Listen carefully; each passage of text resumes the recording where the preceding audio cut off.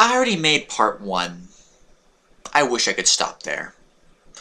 But I'll make part 2 because I'm not done ripping WWE a new asshole with my bare feet. Now, before I continue with this video, let me make one thing clear. If my face looks more oily than it did in the last time, it looks like shinier, that's because it is more oily. I put coconut oil on my face because I've been scratching at my face because, you know, pimples and such. And yeah, my face does not look the greatest, so I put oil on my face. Coconut oil really helps with the skin. Man, my neck... Man, I'm white. Look at this. That's not good. Wow. Anyway, so yeah, I put coconut oil on my skin, at least on my face, and coconut oil is really good for the skin, so that's getting me out of the way. That being said, let's continue on with part 2 of what I have affectionately called WWE's appalling history of main roster call-ups from NXT.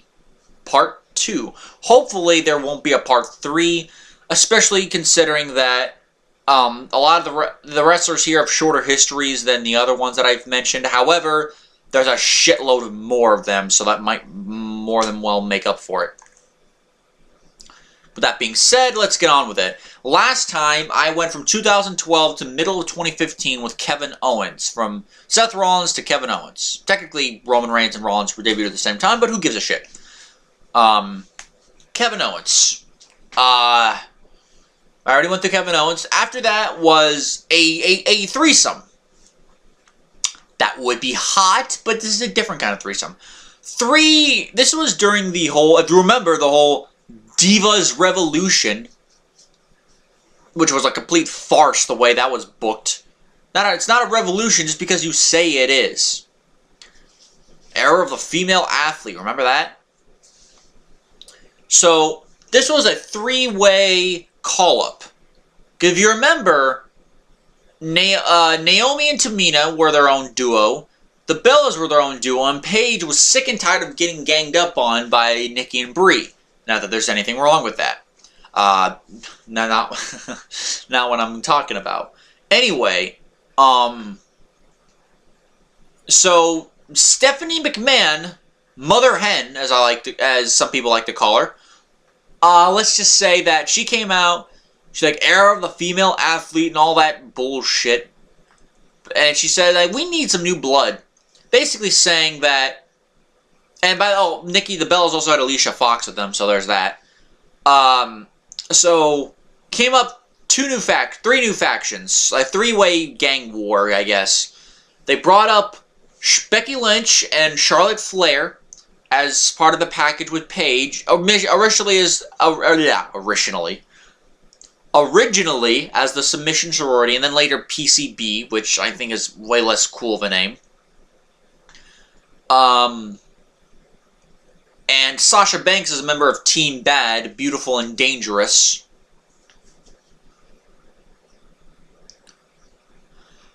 And their debuts were not exactly that good. Let's just say that. If you remember what they were booking was like in 2015, 2015 was one of the worst years for WWE. Had a few cool things, had a lot of great matches, but the booking was absolutely horse vomit coming out of a porcupine's asshole while sucking the cock of Donald Trump.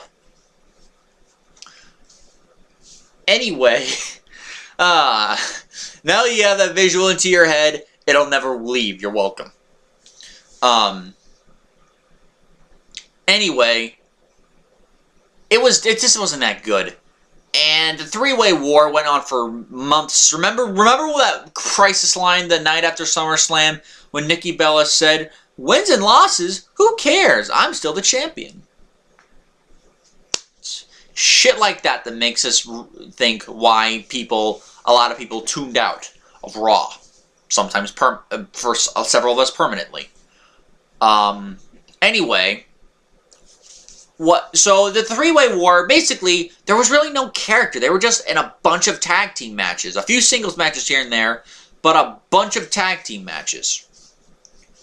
And with Oof, hang on, my... Sitting like this for a while does hurt, but I do what I must. I will take my pain for you guys. And what happened was Charlotte... let me just start with Charlotte to be a little bit more concise. Although these three do, have a little bit of history, so I guess all three of them together and then apart. Charlotte had what you would call an okay a couple of months after the whole PCB ended. She became a Divas Champion. She beat Nikki Bella a couple times, and honestly, what was the best matches in Nikki Bella's career? I'm trying not to scratch my face. And then she went on to feud with Paige. I already went on about that. Although, during the feud, they were teasing a Charlotte heel turn, even though Paige was already a heel. And then, in December/January of 2015, 2016, she turned on Becky Lynch. I believe it was on like a tag team match or something. They feuded for the Divas title, which actually had a pretty good match at the Royal Rumble that year in January. Then, the next month, she had what was, up until this past week, Brie's last match in WWE.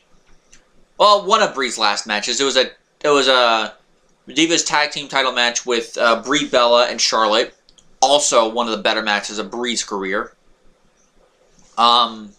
Then we had the triple threat at Mania. Now, of course, Becky Lynch was feuding with Charlotte in January, and what happened was, and I gotta catch up on Sasha. Sasha, as part of Team Bad, was just pointless. They eventually broke up after Sasha was gone on TV for several weeks. She officially broke up with Team Bad in like January 2016, maybe it was February. She and Becky teamed up together to face off against Naomi and Tamina. They won. And then all three of them went on to have the best match at WrestleMania 32, bar none. I mean, that match was awesome. I don't think anybody was going to deny that. That match was great. And all three women have a great part in why. That was a great match. A lot of cool spots. Finish, yeah, was bullshit, but I was, looking back, I'm not too harped on. I'm not going to harp on it too much. Not saying the finish was bad. The finish, it did have somewhat of a crappy finish, but that didn't overshadow how great of a match it was. With that said, that was how they went off for a little while. And Charlotte became the first ever Raw Women's Championship. She went in as the Divas Champion, but the Divas title pretty much died that night. And she became the first. They would call her the first ever women's champion, disavowing all the other women's titles. But she became the first ever, you could say, Raw Women's Champion, because that would eventually become strictly the Raw Women's Championship. And I mentioned this in my last video. Charlotte Flair is one of the 7 wrestlers that actually has been able to maintain her success. Now, granted, we all know why, because her last name is Flair. She's Ric Flair's daughter, so of course she gets to maintain her success because of who her daddy is. She got her fast, even no matter how good she is, she did get a fast track to the main roster in some ways. And in several ways we are grateful for it, because that means we got that match at WrestleMania. Thank Lord. Becky Lynch, she went off to do her own thing for a while until SmackDown happened with the brand split, and she became the first ever SmackDown Women's Champion. Sasha Banks was gone for a little bit, then feuded with Charlotte. Because remember, Charlotte feuded with Natalya. It really wasn't a good feud the way they booked it. The matches weren't all that spectacular. Not bad, but weren't spectacular. Especially that one match with a Montreal Screwjob redux happened with Bret Hart there. So of course, Sasha Banks feuded with Charlotte over the summer and fall and winter for the most part of 2016. Having a lot of great matches, but then the booking with Charlotte happened. Basically, the point of Charlotte was that she was undefeated in pay-per-view matches. Singles matches, that is. Undefeated in singles matches on pay-per-view. She did lose a tag team match, but in terms of a pay-per-view singles match, she always won them.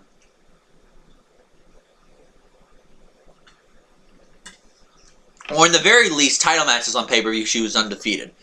She had a major winning streak going on, basically, with a couple of exceptions, but for the most part, she was undefeated. And then that's when the feud with Sasha Banks became a little bit more apparent. Sasha won the title on I believe it was the first night after the brand split. That was when Finn Balor debuted. I'll get to Finn Balor, trust me. But that was when Finn Balor debuted, and beat Roman Reigns and several other fools. That was probably my tablet you may have heard, probably Twitter going off. Then there was, several things happened in the show, but then there was an awesome women's championship match between Sasha Banks and Charlotte. Sasha beat Charlotte, and everyone thought, okay, she's going to beat Charlotte again at SummerSlam. We were under the impression that Sasha had a bit of a stinger in her back, and she opted to drop the title. So Charlotte won it, and if that was the case, I guess it does make sense. I mean, if that's what happened and she did get legitimately hurt, then you can't blame them for that. But then, Sasha again won the title before a pay-per-view on TV. I believe it was September. And then again, she lost the title inside Hell in a Cell. Charlotte kept the title up until January, or maybe it was late November, but January of 2016. Again, she dropped the title. She dropped the title, Sasha did, to Charlotte at a Roadblock that year. Not the special that was earlier in the year with Dean Ambrose and Triple H. I'm talking the Roadblock actual pay-per-view that main evented with Kevin Owens and Roman Reigns. With that to me was bullshit. I'm sorry. That to me was complete total bullshit. Just the fact they kept on putting the title on Sasha just to have her get beat on pay-per-view. It was getting pretty damn ridiculous at that point. Now, with that being said, despite it being totally ridiculous, they were at least having great matches. The booking, however, a lot of the shows were bad. The booking wasn't helping much with them. Ric Flair, the Charlotte earlier in the year, during that Natalia feud, dumped Ric Flair as her manager, her own dad. I think she may have slapped him in the face. I don't think she slapped him in the face. That was Stephanie a few weeks earlier. Charlotte, she mocked her dad on TV, saying how he was never there for her when he was around or when she needed him or whatever. Then Stephanie basically emasculated her on backstage like a week or two later, which is that really the word to use, emasculate? But I'll use it here because she basically talked down to her like a child. That was all in 2016. Becky Lynch during this time, she was SmackDown Women's Champion. She had I don't like Raw, which was sucking at the time. SmackDown was actually good. Becky Lynch had a very, not eventful, but she had a good run with the title. She defended it against Carmella. She won it in a six-woman's elimination six-pack challenge match. It was a six-pack challenge match that was elimination style. And Becky Lynch won, which was good because Becky Lynch was like the one woman out of the four horsewomen in WWE to never win the NXT Women's Championship, and she did here, so I was happy for her for that. She was champion for a little while, even though she was a champion, it seems like Nikki Bella was the top star because, well, look at who she was dating at the time. It was John Cena. Of course she was. Why do you think at Survivor Series it wasn't Team Becky against Team Charlotte. It was Team Nikki against Team Charlotte. There was a reason for that. Oh man. Becky, she lost the title to Alexa Bliss, which at the time I thought was a dumb move. Looking back, it's not that dumb. She lost the title to Alexa Bliss not long after Survivor Series. She feuded with Mickie James, which while not the best in-ring feud, they had a couple of good matches. I remember a good match they had at the Elimination Chamber pay-per-view in It was in February 2017, that's right. And then she ended up being part of another multiple women match. It was her and several women. It was her, Naomi, and pretty much the other women on the roster, like Carmella, and those people. And that was like the second to last match of WrestleMania 33 that year. In the meanwhile, Charlotte was going in WrestleMania as a champion up until Bayley. She beat Bayley at Royal Rumble 2017. Then Bayley beat her on Raw, of course, doing the Sasha Banks thing. I was expecting Charlotte to either win or Bayley to like win by DQ or Charlotte to win by DQ or something. And Bayley keeps the title. But then Bayley just straight up beats her at Fastlane. So 18 or so months of an undefeated streak, all for nothing. Smack right in the face. I'm sorry. That was retarded. Then Charlotte went into WrestleMania as a champion. It was her, Sasha, Bayley, and Nia Jax. It was an elimination style match, and it would have been a much better match if Nia Jax was on in there. It was clear as day they were doing what they did that year to get as many women on the card as possible. Because of what happened this year, they ended up having the women's battle royal like the men's battle royal. And this year, they had pretty much all the women on the roster that weren't being used on the main card. But last year, they were trying to show as many women into those matches as possible. The matches weren't all that good.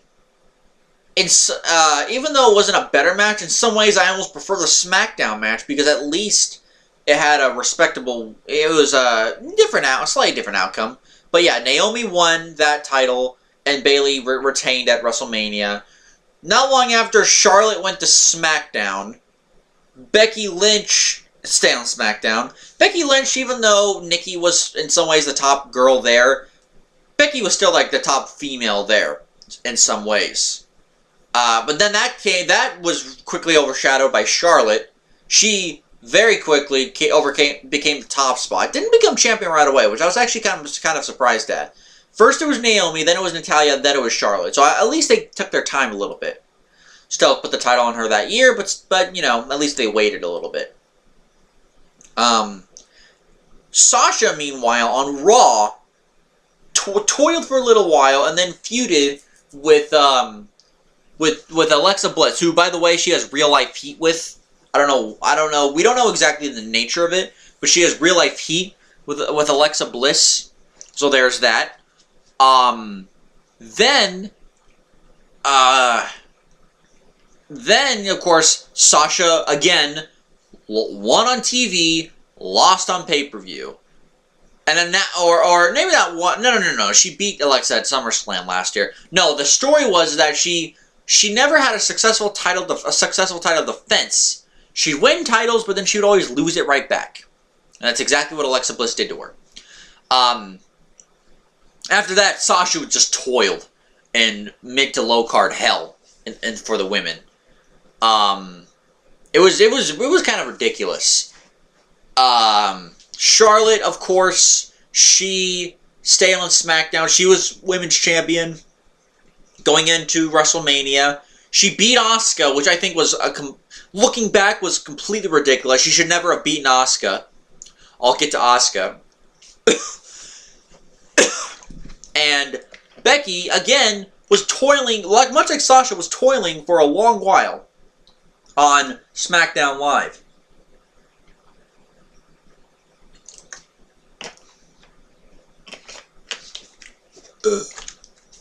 Anyway, she much like Sasha was toiling, and basically mid to low card hell for the women, which, considering they have a much smaller pool of women than they do men on both those rosters, is even more atrocious.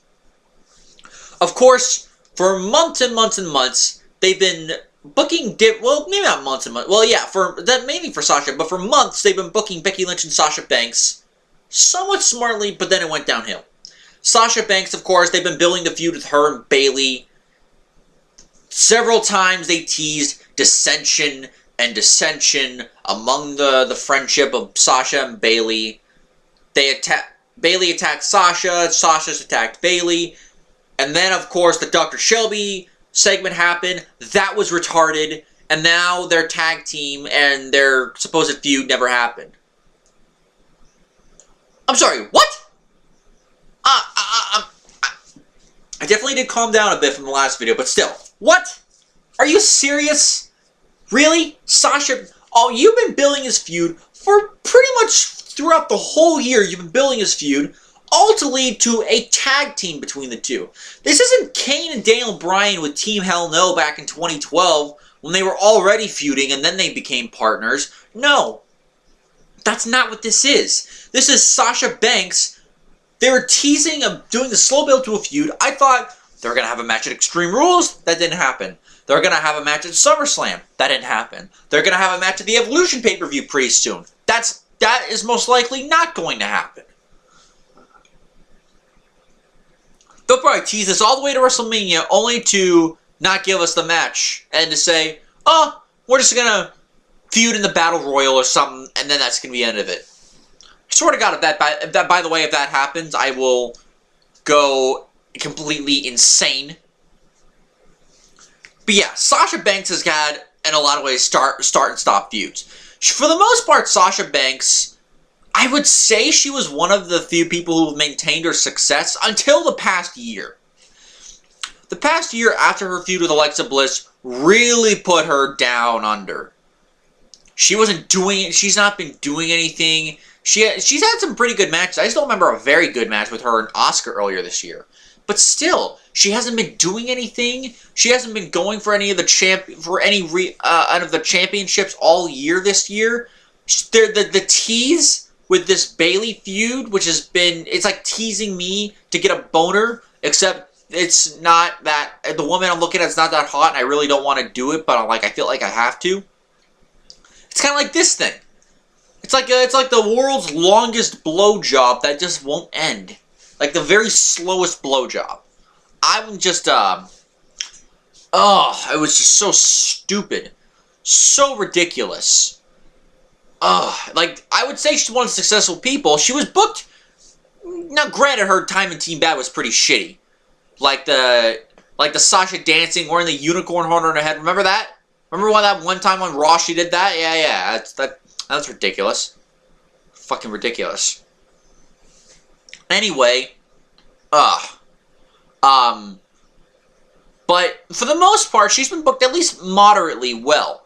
But the hiccups with the Sasha, with the Charlotte feud, the major hiccups with the Team Bad and the three-way warfare angle, and her booking this year, she hasn't not maintained her success since her NXT days. She's been doing nothing on the main card for like a year now. It's ridiculous. Ugh. And speaking of ridiculous, let's go to Charlotte Flair and Becky Lynch. Now I'm all fired up here. Charlotte, of course, retained the championship against Asuka. She lost the title to Carmella because Carmella won Money in the Bank. She had a terrible run with the title. She didn't have that good of a match with Charlotte at the next pay-per-view. I think it was Backlash. She had a terrible feud with Asuka, which made Asuka look like a complete joke. Then she feuded with Becky Lynch, initially. Then Charlotte came back. Even though, here's the thing, they were building up Becky Lynch for a couple of months. Like, she was slowly but surely getting wins. She was getting quiet but somewhat noticeable wins in the main roster. Against bigger and bigger people. And then or against the same people, just she was gaining wins. And then now she said, okay, I've been getting wins for months and months now. I want to get an opportunity for the title. Well, you have to beat Carmella to do that. So, Becky Lynch gets her shot. She beats Carmella, and she gets her shot at SummerSlam. Right? Well, not so much, because Charlotte, who went away because apparently she had a ruptured breast implant, so she went away to fix her boob, basically. And she returned. I think it was like July like 17th or something. I still remember a clip I heard. But basically, she came back. She came back to save Becky Lynch from a beatdown. She then Well, how did she get her shot? Look at how Becky got her shot. She got her shot from winning for for several months, and then finally she was climbing up the mountain. Finally, she got an opportunity to beat Carmella, and she beat Carmella, and then she was going to get a shot. How did Charlotte get back? She came back from a ruptured breast implant, and she got that fixed. She saved Becky from a beatdown, and Carmella pissed Paige off. And to make Carmella's life even worse, she had her go up against Charlotte. And if Charlotte beat her, she would be added to the match. Several months of build-up versus one-night return, you got your match. No wonder why people have been calling Charlotte Flair the Roman Reigns of the women's division. Yeah, they've been calling her the Roman Reigns of WWE's women's division because she came back and almost immediately she gets a shot. Granted, she had to beat Carmella for it, but still, she got a shot. I'm like, just let Becky Lynch have her win. And look what happened at SummerSlam. Becky Lynch Charlotte Flair won by pinning Becky, while Becky had the match won. Becky turned heel. The crowd cheered for her. The crowd has been cheering for her since then. Charlotte Flair has been getting "You Deserve a Chance" for getting her ass kicked. Becky kicks her ass, and then they chant "You Deserve it" at Charlotte, which is just hilarious. And they've been building this up like, oh, Becky Lynch turned on her best friend. How could she? And of course, Road Dogg on Twitter has not been helping, saying they've had to climb the same mountain, which I just explained is completely fucking ridiculous. So, Charlotte Flair has been able to maintain her success, but she's been getting the Roman Reigns treatment lately, and that's never a good thing. Becky Lynch and Sasha Banks deserve much better. Becky should not be a heel. She should be a kick-ass babyface. Sasha needs to be in a main feud. She should be the one feuding with Ronda Rousey going into Evolution, not the so-called Nikki Bella match, which I heard is the match. Hope to Lord that changes. It should be Sasha and Ronda, not Nikki Bella. My God. Oh, while I'm at it, last main roster call-up of 2015. This one pissed a lot of people off, and I can see why. Tyler Breeze. Oh, yeah. Now, for those of you who don't know about his story, Tyler Breeze, I forget his real name. He came out of Lance Storm's school. He was a very accomplished wrestler there. He went to FCW and then eventually NXT. He was toiling down there. He was this close to getting cut. And then all of a sudden he helped come up with the Tyler Breeze gimmick. The NXT, the officials tweaked it slightly. Instead of a mirror, it was instead a selfie stick with a selfie image on the screen. And, it was off to the races for him. He came up with this gimmick and he shot off with it. He was having matches. He was in main event feuds. He had a great match with Sami Zayn at the first TakeOver show. A match, by the way, he won. He was a part of that Fatal 4-Way match, one of the best matches of that year. And one of the best matches of Tyler Breeze's career, if you want to count it, was that Fatal 4-Way match. Having several matches with, he had something with Neville. I remember an NXT match he had with Kalisto that was really, really good. Matches with Zayn. Then his run in 2015 was basically meant to put people over. He put over Hideo Itami. He put over Apollo Crews. He even got the distinction of wrestling Jushin Thunder Liger at NXT TakeOver Brooklyn. That was probably the peak of Tyler Breeze. Wrestling a New Japan legend on your biggest takeover yet in Brooklyn, New York, in a packed house. Even though he lost, that was quite a big coup for Tyler Breeze to attain. He then lost to Apollo Crews. Then he went to the main roster. Initially, he was getting good. He started feuding with Dolph Ziggler. He beat Dolph Ziggler at Survivor Series. He had Summer Rae as his valet. And then all of a sudden, they took everything away from him. he kept on losing and losing matches. They took away Summer Rae. He was losing every single match. For a good while, he was losing every single match in 2016 until he started gaining wins and became a thing with Fandango. You're probably wondering, why did he keep on losing? What went wrong? Apparently, Vince McMahon didn't see what was so special about Tyler Breeze, and basically de-pushed him and put him into WWE Purgatory.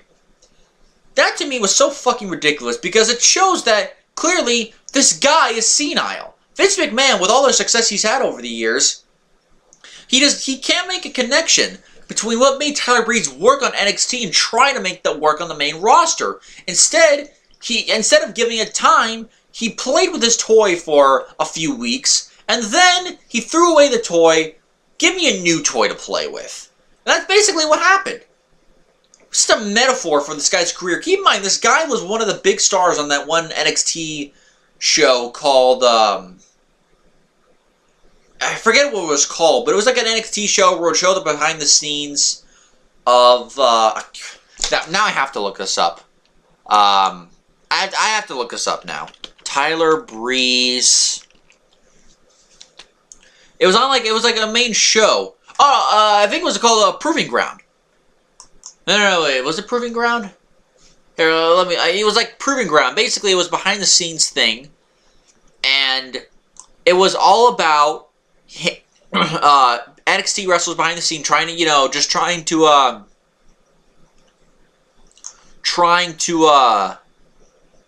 get their thing going in NXT. And on the last episode of that show, Tyler Breeze got promoted to the main roster, and the guy was so happy to be promoted to the main roster, but by the time that episode aired, he was a freaking joke by that point on the main roster. I think that may have been February of 2016. He was a joke on the main roster. Of course, I talked about the Fandango thing. They got the Fandango thing going in 2016, but they were complete jokes for the entire year. A jobber to the stars, basically, until 2017 when they turned babyface. They officially became the Fashion Police, which I'm calling them now, the Fashion Police. They had all those segments, all those vignettes, which is them trying to solve mysteries, the Ascension. Those segments were freaking hilarious. I loved those segments. They got old after a while, but still, they got them noticed. It even got them a tag team title shot twice. Once on pay-per-view and then once on SmackDown. And I'm like, and granted the matches were very short, so they didn't get a much chance to show, but if you give these guys with the Usos like 15 minutes or so, these guys could have a kick-ass match. And now look what happened. Fandango's hurt, and Tyler Breeze is going back to not his old gimmick, and he's going back to his old gimmick, but not as a heel. It's just still Tyler Breeze. And look what happened. He lost to Mojo Rawley. He's been losing to Mojo Rawley. Tyler Breeze is fucked. And look, here's a guy who could benefit from losing a few pounds and going to 205 Live, because he's pretty close to that weight limit. Lose a few pounds, go to 205 Live, and join one of them.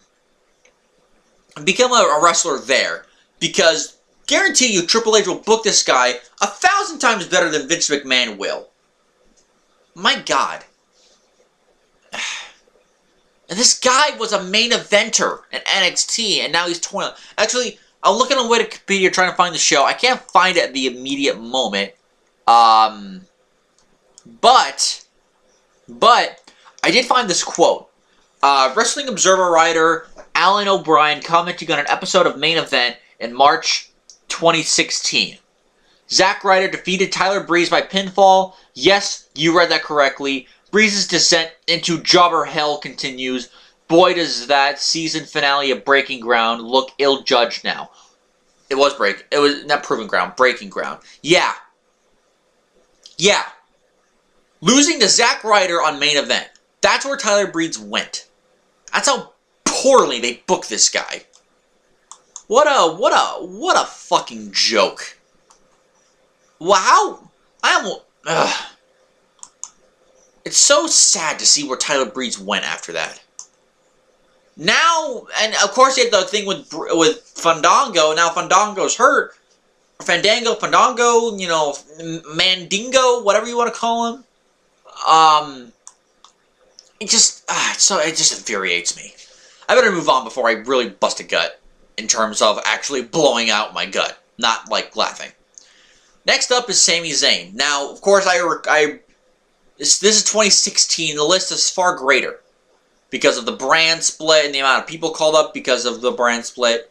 Sami Zayn, if you recall correctly, technically he debuted on an episode of Raw in 2014. It's like an NXT showcase match. It was actually building up to the Fatal 4-Way match. It was Breeze and Tyson Kidd against Sami Zayn and Adrian Neville, back when he still had the Adrian name. Sami Zayn then re-debuted officially in Raw of 2015, but then he got hurt because he was swinging his arms around too much, which having that injury in the match didn't help much. In fact, it officially injured him. I think he had torn rotator cuff surgery, if I recall. Maybe not that, but he had shoulder surgery of some kind. And then he came back in the Royal Rumble. He was main roster full-time in like March of maybe February, but definitely March of 2016. And then, like I said, and pretty much what I said in the Kevin Owens thing, he had a pretty well-booked feud with Kevin Owens for the next 7 months leading up until Battleground, the last regular pay-per-view before going to the brand split.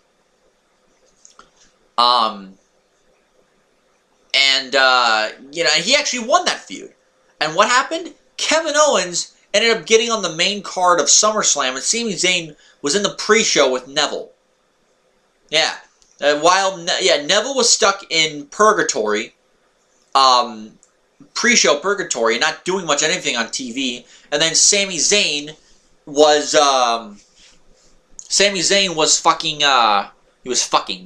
he was on the pre-show with him in hell. I remember him having a good match with Chris Jericho at a Clash of Champions. It wasn't Night of Champions, it was Clash of Champions.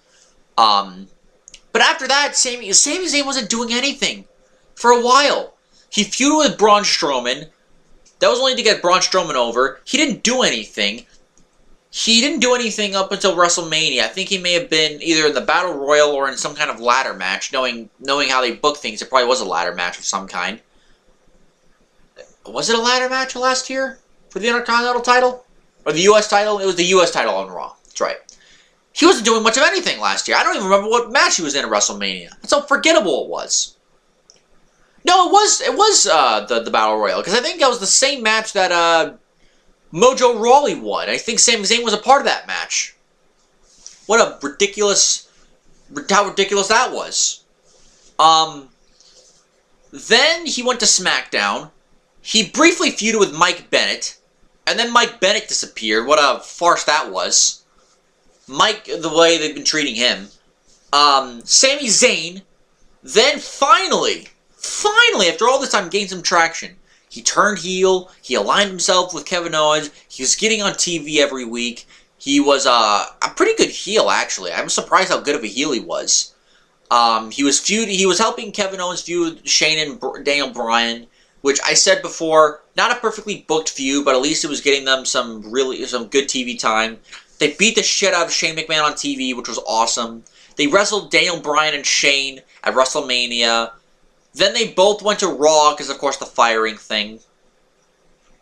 Then Sami Zayn, he wrestled Bobby Lashley in that awful feud of Bobby Lashley and his sisters and all that shit. I'm like, oh my god. And when I heard he had 2 torn rotator cuffs, I'm like, I normally don't condone injury, but thank God he got hurt, because it keeps him off TV and he can come back with everyone forgetting this feud. Man, my nose is itching right now. I don't know what it is. Better not be the oil. But he can come back and leave the whole Bobby Lashley's sister storyline in the past behind him. Same thing with Noam Dar. He's pretty much left the whole Alicia Fox girlfriend angle behind him. Remember how terrible that was? It was awful. Awful. Speaking of awful, we have Eva Marie. Eva Marie, if you guys don't remember or don't want to remember, she was a member of the Total Divas cast. She, along with JoJo Offerman, she became a member of the main roster in 2013. She had no experience in the ring at all. She was a model. She originally had brown hair, then dyed it to red. She had big fake tits, and for those of you telling me that all those natural, look at them. There's no way those things are real. And if they are real, then I'm very shocked, but I don't think they're real. She wrestled, quote-unquote, in 2013 and 2014. Then finally, someone had the right idea. You know what? We have a developmental system. Maybe we should put her in NXT. She went to NXT. She did get better, but the entire time Eva Marie wrestled, she wrestled like she was swimming in water. Everything she did was so transparent, so methodically put out, and not in a good way, but it's like it was so obvious what they were doing. Like it took her time just to set up a move. I think the only good match she ever had was against Bayley for the NXT Women's Championship, and that was because Bayley and the good booking in NXT, but the constant edits, the bad matches with several women like Carmella. Carmella's not great here either, but Eva Marie is worse. It's like the blind leading the blind here. She had a partnership with Nia Jax. She then went up to the main roster as a babyface. Like the WWE trying to portray a crowd favorite, Eva Marie, and then she made a re-debut in 2016. That's kind of what happened. She made a re-debut, so she was in NXT, and clearly they had big plans for her on the main roster. They were gonna probably put a championship on her. They wanted to put a championship on her in NXT, but that didn't happen. Thank God. But they clearly wanted to push her as a top star. They put her on SmackDown Live. She did have a fun gimmick, I will admit, of constantly finding ways of backing out of matches. Like, she got hurt, or her top fell off. And then she got suspended. And when her suspension ended, she kind of went the way of Summer Rae. She wasn't seen on TV for months and months and months, and then eventually she announced that she was leaving the company. I am proud to have spent all my time in WWE. What did you really do in WWE? Eva Marie didn't do anything. There's a case of WWE pushing the wrong person. Speaking of bad booking, they booked some of the other people I mentioned terribly. Eva Marie's a person who was the wrong person to book in main event or in major angles, and she was the wrong person to book right. Because she wasn't the right person. She was terrible. I mean, she left, so at least I know. Yeah, I never have to deal with her ever again. Speaking of booking wrong people, maybe not nearly as much as Eva Marie, but in some cases, yes. Baron Corbin. Now, Baron Corbin made his debut in WWE in 2016. Well, actually, technically, it was 2014. He had a nice little gimmick of squashing people. It was the only time he was a babyface. He was in NXT. He feuded with Bull Dempsey, and Bull Dempsey is nowhere in WWE now, so I'll go show you where he went.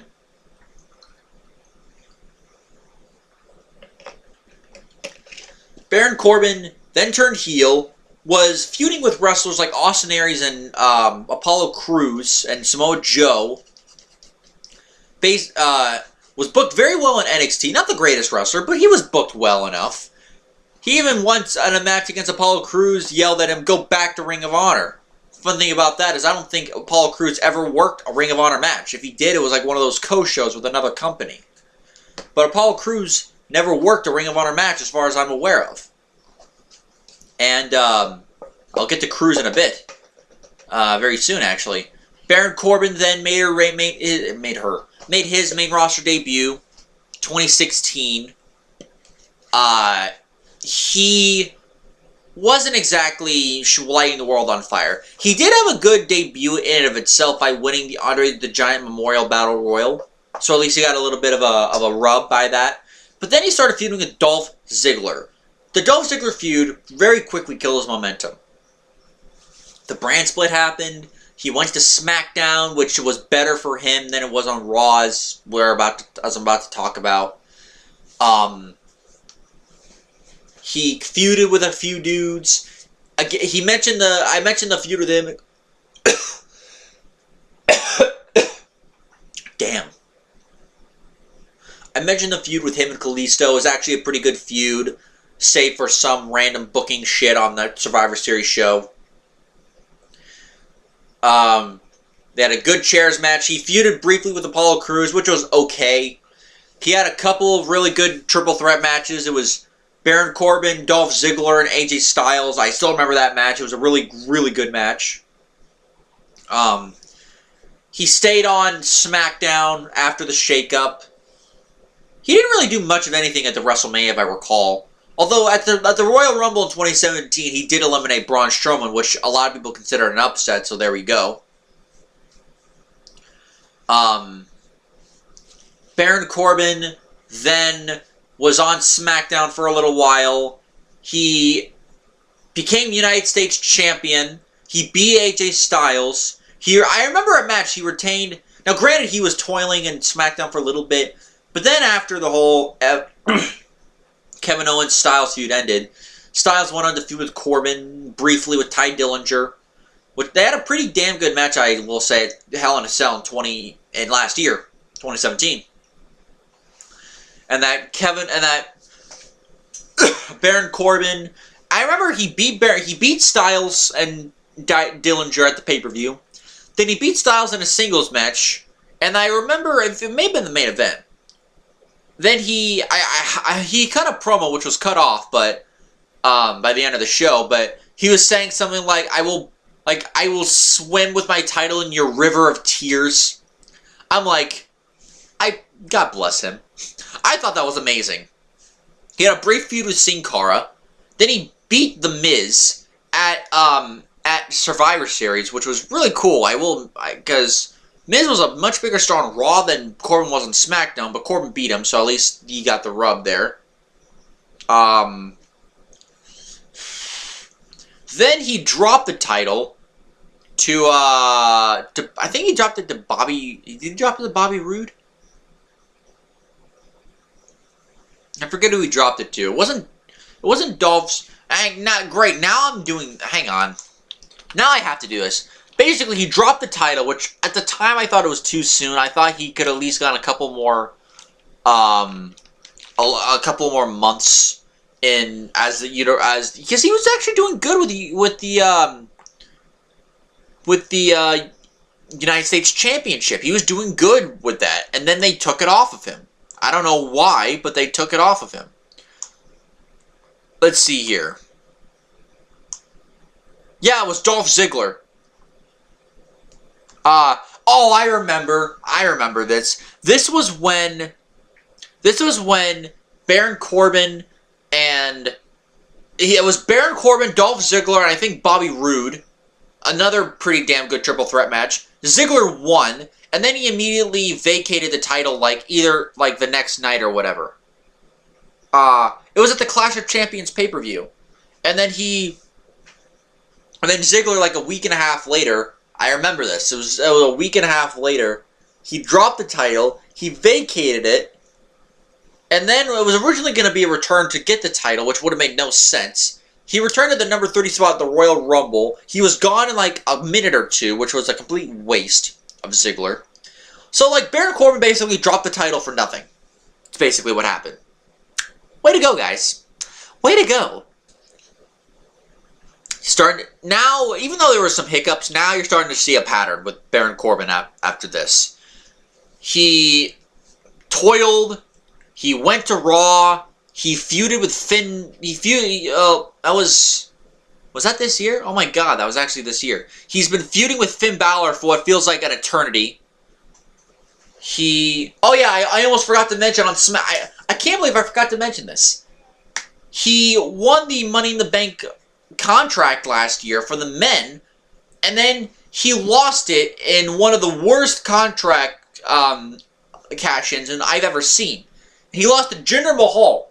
He feuded with now I remember, he feuded with John Cena, and it was the first time John Cena won a match at SummerSlam in like 8 years, or 7 years, since Nexus, and I thought he was gonna, apparently Corbin had some heat. I don't know why Corbin had heat, but he was even the proverbial shit sandwich in WWE. Now he's feuding with the never-ending feud with Baron Corbin. He's now, he shaved his head, so now he's bald. Then he became the, co-GM. Not co-GM. He's recently become the GM of Raw, and already his, heel authority shtick is already so old. I mean, it took me 1 week to sour on him as a GM. It was fucking ridiculous. I was sick. I was absolutely sick to my stomach of that whole Raw authority, heel authority shit. Next up, we have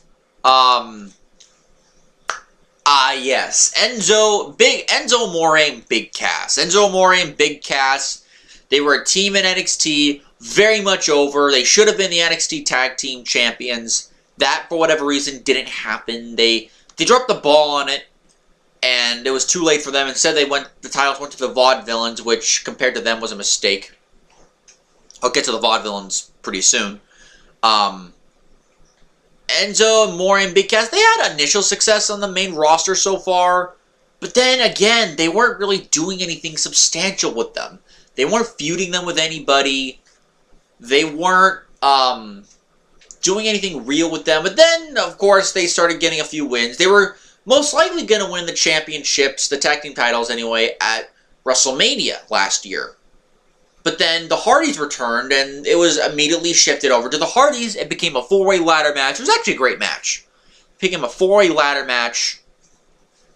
And not long after, they teased the breakup of Enzo and Cass, with Enzo and Cass being attacked backstage. Cass turned heel on Enzo, and the feud was really not that good. It was not booked that good. I remember the pay-per-view match they initially had was bad. And then I remember their match on... It was Big Cass and Big Show at SummerSlam in last year, 2017. He had a match where it was Big Show and Big Cass, and Enzo was in a Shark Tank, which, by the way, in the last couple of years, they've been abusing that Shark Tank to death. Enzo was really annoying during the match. He squeezed out... I'm talking about both men here, not just Big Cass. Enzo Amore squeezed out of there. He dropped down on the mat. He got his ass kicked into his underwear, by the way. He got his ass kicked by Big Cass, and Big Cass won the match. It was a very shitty match. Out of all the matches in SummerSlam last year, that was by far the worst. Then Cass had a match with Enzo. Cass got hurt, tried to finish the match, but he couldn't. So then Enzo Amore, I guess, won by DQ or something. Or he won by default or whatever. Or forfeit, whatever you might say. Then Enzo, not long after, went to the Cruiserweight division. He went to the Cruiserweights. Initially gave him success, but he was a shitty wrestler. And on top of that, at least a singles wrestler, but on top of that, not only was he a crappy singles wrestler, but there were rumors backstage that Enzo was not, hang on a second. Enzo was not well liked. He was kicked off the bus. He was no longer allowed to dress in the locker room with the others. He had to dress in the hallways and bathrooms. It was it was embarrassing for him.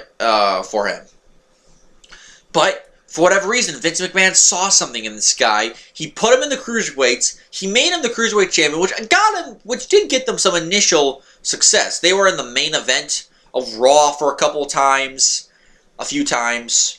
Then things really went to shit on 205 Live. I know because I was watching. I still watch it, but I was watching, and the match was, like, it was so bad. It was bad every single week. The show sucked. Show sucked every week. Some good things here and there, but for the most part, the show sucked.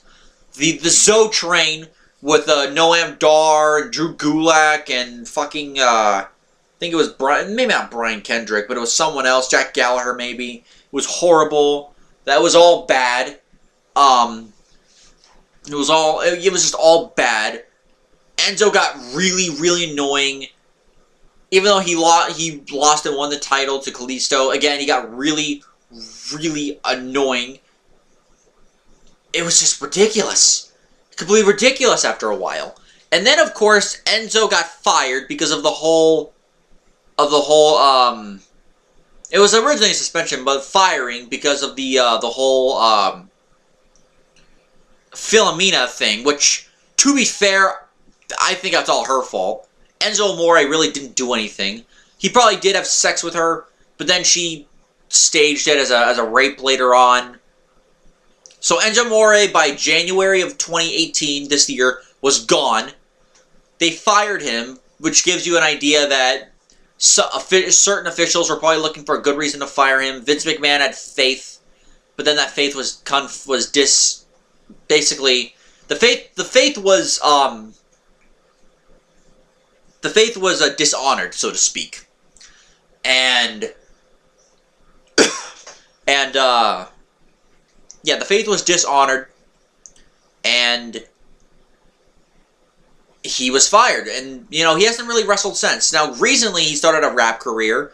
I think he's going to wrestle really soon with Big Cass. There was nothing really wrong there with that team. I don't know why they broke him up. I'll get to that in a second. But then Big Cass showed up after WrestleMania. Remember, he was injured. But he showed up. By this time, he had broken up with Carmella. He was having arguments with her backstage. But on TV, he was booked in a feud with Daniel Bryan. And to be fair, Daniel Bryan, in his last match in the company, Daniel Bryan gave Big Cass the best match of Cass's career. A very good match, by the way. But, and it was booked as, I'm big, you're small, I'm 7 feet tall, you're a small dwarf, therefore I am bigger. He basically said, a bigger man is always better than a good smaller guy. Of course, Daniel Bryan beat him on both shows. And then Big Cass got fired. 2 firings. Big Cass was fired. He was known for being 7 feet tall, and for letting a little guy speak for him, and being 7 foot tall. And that's about it. That's about it. So, and I think the biggest tragedy of these two is that they broke up as a tag team. What was wrong with them as a team? Really? I mean, I know Big Cass got that match. Enzo Amore got the Cruiserweight title, and Big Cass got that match with Daniel Bryan. But really, what was wrong with that team? There was nothing wrong there. You could have put the titles on them at a later time. You could have easily put the titles on them at a later time. You could have had them beat the Hardy Boys for the tag team titles at a later time instead of the Bar. Although the Bar is an awesome team, so yeah, that's weird. But you could have had them beat the Bar in a pretty good match later on. Why didn't you just do that? That would have been cool. I think that would have worked. But instead, they broke up the team, and now and then they broke up the team, and less than a year later, both of them got shit canned from WWE. Both of them got shit canned for various reasons. Big Cass, for the most part, it was his fault. Enzo, he was roped into this. So I feel more bad for him than Big Cass, although if you want to hear, Big Cass was a little bit more likable than Enzo by the general populace. But still, despite how they got fired, how they were being booked before that was no excuse. No excuse. Next up was Apollo Crews. Apollo Crews had some potential. He clearly had potential in NXT. It's why they booked him pretty well. NXT. He beat Tyler Breeze and Tyler Breeze's on Tyler Breeze's way out of NXT. He beat Tyler Breeze in by far Cruz's best match in WWE so far. Singles match. It was a great match. He feuded with Baron Corbin. That didn't really go anywhere except for I think Cruz beat Corbin at a takeover. Then or maybe Corbin beat Cruz, because then I remember Corbin going up against Austin Aries, so maybe he did. But then not too long afterward, and I do remember, although I almost forgot, he had an NXT title match against Finn Balor, and then again wrestled Finn Balor in what I thought was another very, very good match. Although, one thing with Apollo Crews was evident on this show, he was smiling way too much. He was smiling babyface Apollo Crews, and the only reason why the crowds didn't turn on him in NXT was A, he wasn't in NXT for very long, and B, he's unlike Bo Dallas, and Bo Dallas is good, but Apollo Crews has a lot of athletic ability. He does things that a lot of guys his size can't do. Maybe Cage, but that's about it. But then he came up to the main roster as the regular smiling babyface. That got old really quickly. And he's still the smiling babyface. Maybe a slightly bit more personality, but still a smiling babyface. The problem with Crews is that even in NXT, he didn't have much of a real personality going for him. And when he made his main roster debut, that was made perfectly evident. The fact that he wasn't doing anything on the main roster, he was just a guy who was a good wrestler but with no personality. On SmackDown, initially, again, that was the same case. When he was feuding with Baron Corbin, he definitely showed a little bit more of a serious side. But before they could really go anywhere with Crews on SmackDown, what happened? The Superstar Shakeup happened, and Crews went to Raw. And again, smiling babyface Crews, screwing him over once again. And then he became a part of Titus Worldwide with Titus O'Neil. He gained some personality. A little bit of personality with because Titus had a whole heck of a lot of it. But then and Titus was originally a heel, but then it was a slow burn babyface turn. And it was just and look where Crews is now. He's been, when the Authors of Pain were on TV, they were losing. Crews and Titus were. You think, okay, Titus would get the loss, right? Nope. Crews get pinned every single time. It got ridiculous. There's a guy who really could have benefited from having more time in NXT to develop as a character, and really did not, and has been screwed over pretty much from the word go on the main roster because he's been handicapped from being smiling babyface Crews. Show a more serious side of him or book him as a heel. I think if you do that, you probably could get a much better side out of Apollo Crews, but no. Not what happened.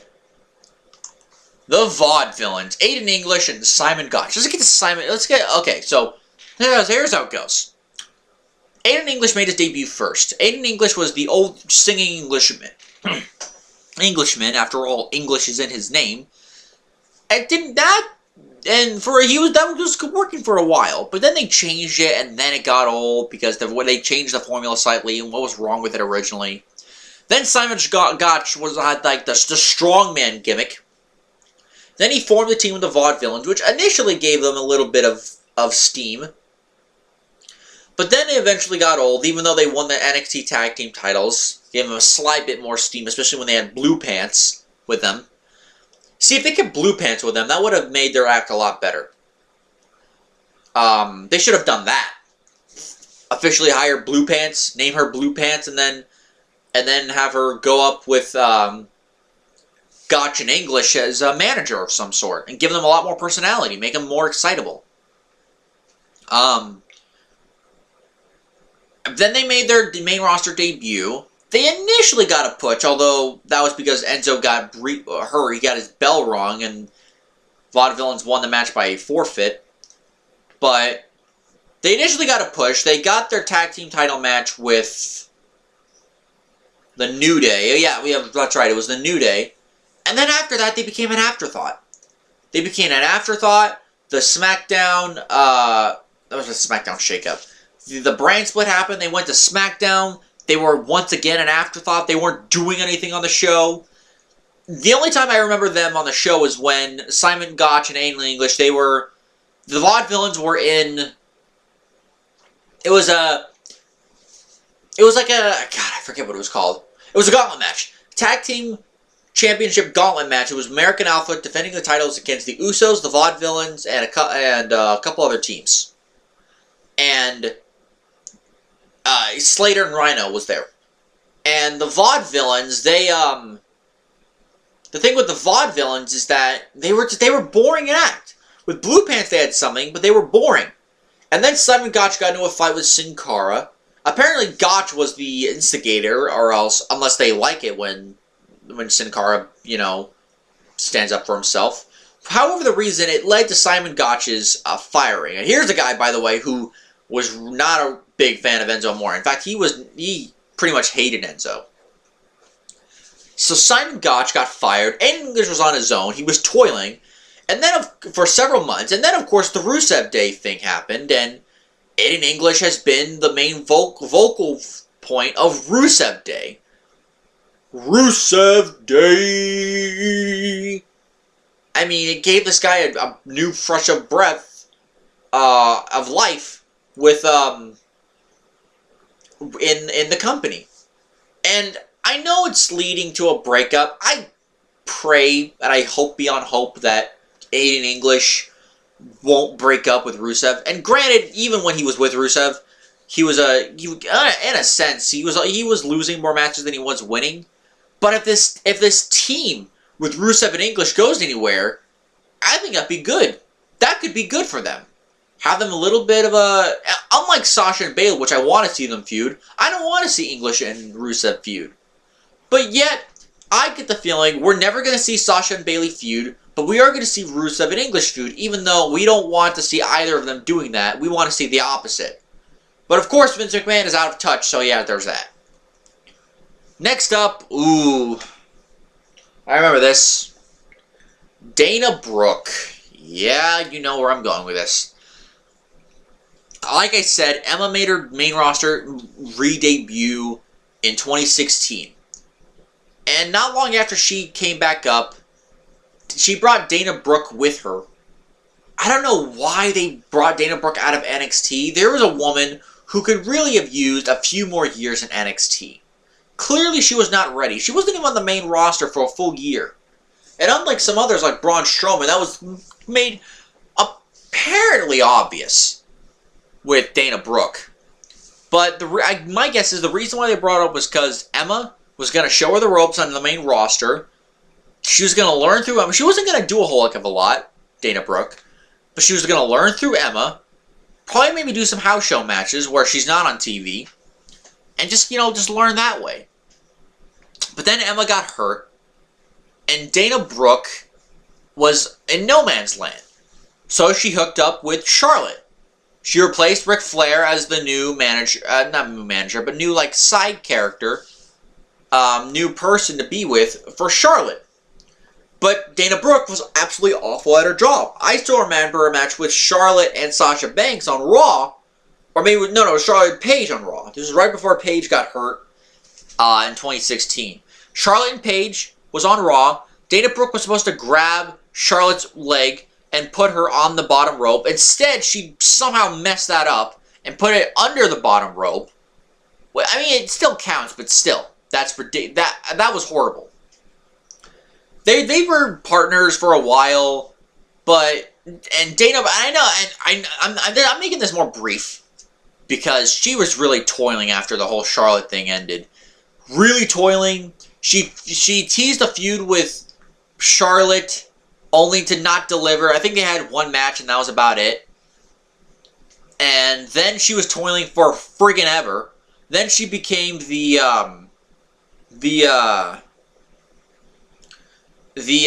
analyst for Titus Worldwide with Cruz and Titus O'Neil, and for the brief while he was part of it, Akira Tozawa.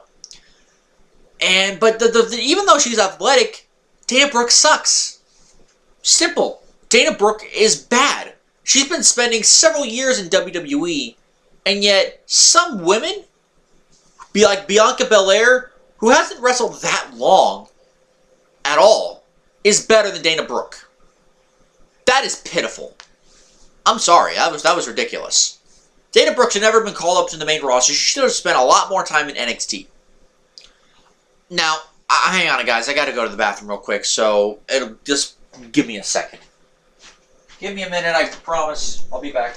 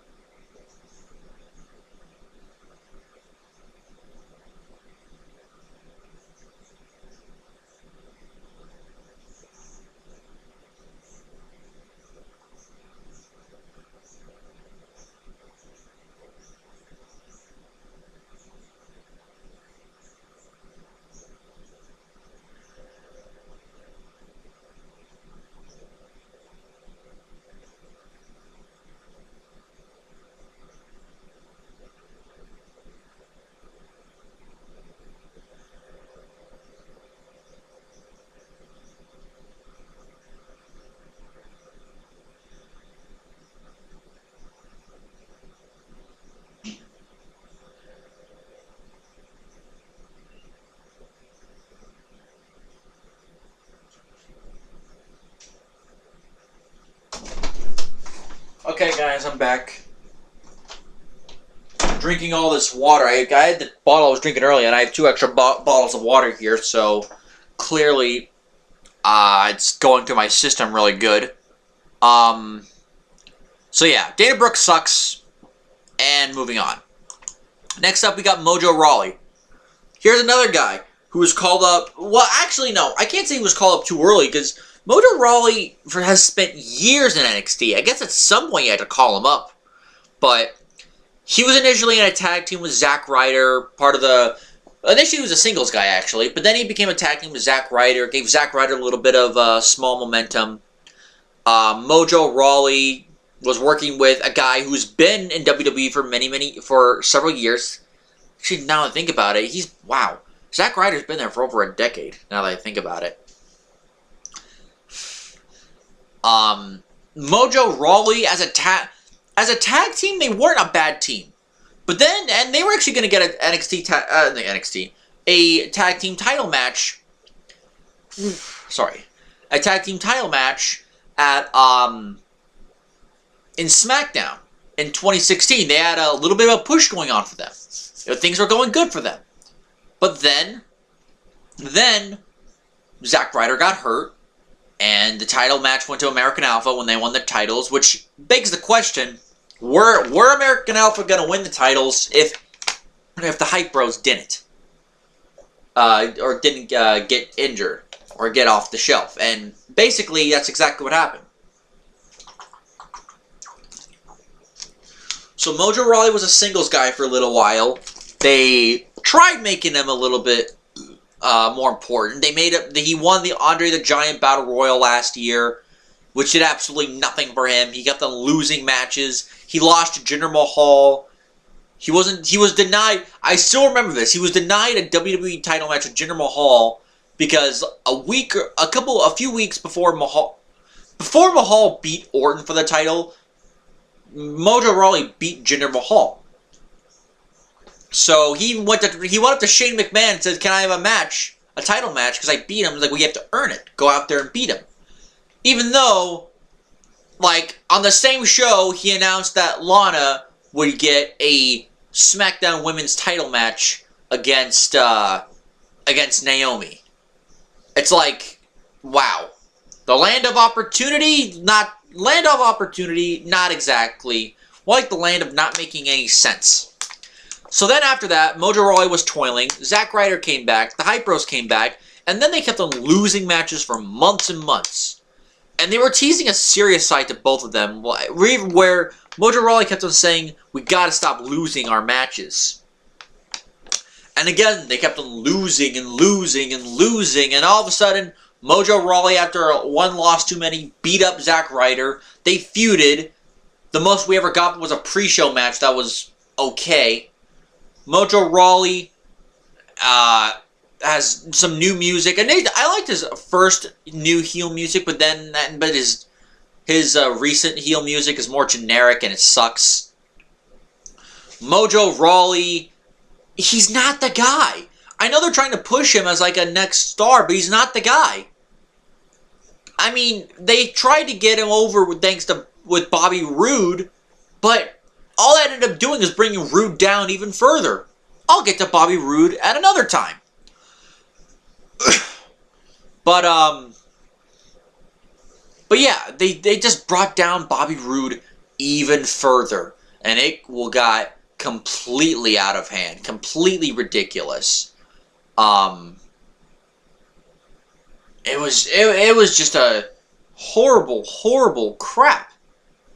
Not because Mojo Rawley's was being booked terribly, although he was, but he's just not the right guy. He isn't.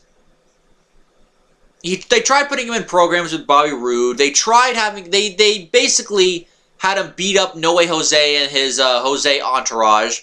They tried having him beat Tyler Breeze, but it didn't work. Because nobody cares about Mojo Rawley. He was much better with the Hype Bros as a tag team. Now, both him and Zack Ryder aren't doing much of anything. So basically, they broke up a tag team for no reason whatsoever, other than just to break up the tag team. You couldn't do anything with them? Have them in some meaningful feuds? They were not that bad of a team. Ugh. Idiots. Speaking of NXT call-ups that didn't make sense, both in Dana Brooke and Mojo Rawley, Nia Jax. This I know for a fact was, I forgot about the other two, and Mojo was one of them, but this I know for a fact was part of the Superstar shakeup. Nia Jax was the big monster of NXT, much like Dana Brooke, didn't even spend a full year. No, did Dana Brooke? No, Dana Brooke did spend a full year, but in NXT, but she needed to spend a lot longer there. But with wait, it was 2015. Yeah, no. A full year. Almost, maybe she just spent a year. I don't care. She wasn't in NXT long enough. Nia Jax didn't even spend a full year. I know for a fact she didn't. Because she debuted in mid to late 2015, feuded with Bayley over the WWE NXT Women's Championship, I should say. Over the NXT Women's title. She was Eva Marie's lackey, which is hilarious, because... it's just hilarious, because it's like, really? Let's only get Nia Jax even more heat, which I guess was the point. But that was like go-away heat. And then she came out to the main roster, and it's been clear as day since then. She's had some good matches, but she's not ready. She was not ready for the main roster. She could have dealt with some more time in NXT, just working those kind of matches. Working matches getting better. And look what she did. For a while, she was doing nothing on Raw. For a while, she wasn't doing anything. Leading up to WrestleMania, she was the footnote of a four-way women's match, elimination women's match, with Sasha, Charlotte, and Bayley. Honestly, she brought that match down because they had to work around her. And it only pulled the match down. She was just... She had the partnership with Alexa Bliss, which was weird, but at least it made somewhat sense. She needed a big heavy for a very small person. But it was just... But she wasn't doing anything. She was, again, a footnote. She was in that five-way women's title match at No Mercy that I mentioned earlier with the whole Emma thing. Then, finally, something with her happened. She feuded here and there with other women like Sasha Banks and stuff, but it was nothing. They beat her like nothing at several points. But then they finally did something with her. She officially turned babyface when the camera was caught on Mickie James and Alexa Bliss mocking Nia Jax, which led to a women's title match at WrestleMania. Finn Balor... Oh, not Finn Balor. Finn Balor's next on the list. So, where did that come from? Sorry. Nia Jax then beat Alexa Bliss at WrestleMania, but in a match that should not have happened the way it did. Alexa Bliss took most of the heat for that match, and I'm like, I'm sorry. A woman as big as Nia Jax, having to sell for a woman as small as Alexa Bliss is ridiculous. Same thing with their rematch. Their rematch was the same. Same kind of match. Alexa Bliss takes over most of the match, and then Nia Jax ekes out the win. That would work if Alexa was the face and Nia was the heel and the work was the other way around, but no. Everything was completely ass backwards. And then, of course, that anti-bullying campaign, anti-bullying thing, the Be a Star promo after that match. Yeah, that did her some good. It was fucking ridiculous.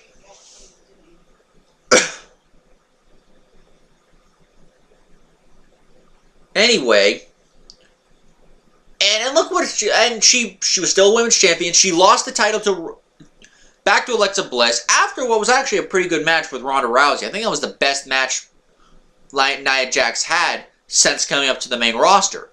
Was the match with Rousey at Money in the Bank. And then, of course, she lost to Alexa Bliss again in what was undoubtedly a terrible match at Extreme Rules a couple months ago. And she hasn't done anything since then. Has not done a thing since then. So, Nia Jax, I'm sorry. She was called up too early. Of course, she didn't do anything major until this year. And it's like, you could have kept on NXT until that time. Book her as and then call her up like late 2017. Try to have her be Alexa's friend. And you could still do some of that at least. It's just ridiculous how they booked Nia Jax. Another failure from WWE to NXT. Next up is Finn Balor. Now, Finn Balor, they initially pushed very big. Finn Balor was a big star in New Japan, Prince Devitt, founder of the Bullet Club. Then he debuted as Finn Balor in NXT, was a big star right off the bat. Won the NXT Championship, didn't take him too long. Though, you could probably credit Hideo Itami's injury to that. He feuded with Samoa Joe. He feuded with Kevin Owens. He had the match with Apollo Crews, as I mentioned earlier. He feuded with them. He eventually lost the title to a house show, which was a big surprise. Ooh, sorry about that. He lost the title to Joe at a house show, then lost the rematch at the end, then, of course, on the way out, put over Shinsuke Nakamura on NXT TV, in what was undoubtedly a great match. Now, after that, Finn Balor debuted as part of the Superstar Shakeup. He debuted on Raw. Now, for those of you who don't remember, it was actually one of the best episodes of Raw in years, and still is the best one in the last several years. Since then. Balor, he won a Fatal 4-Way match. Basically, this is how it went. Because Dean Ambrose took the WWE title with him to SmackDown, Raw was going to unveil the Universal Championship at SummerSlam. And what happened was...